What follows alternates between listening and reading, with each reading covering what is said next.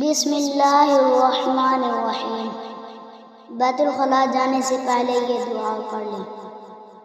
اللہم انی اعوذ بک من الخبث والخبائث۔ ترجمہ: اے اللہ، میں آپ کی پناہ پکڑتا ہوں تمام شیاطین مردوں اور عورتوں کے شر سے۔ بیت الخلاء سے نکل کر یہ دعا پڑھیں۔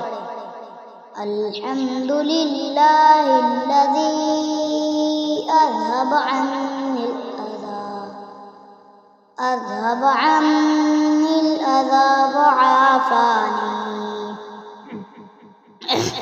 ترجمہ: شکر ہے اس اللہ کا جس نے مجھ سے گندگی دور کر دی اور مجھ کو عافیت دی۔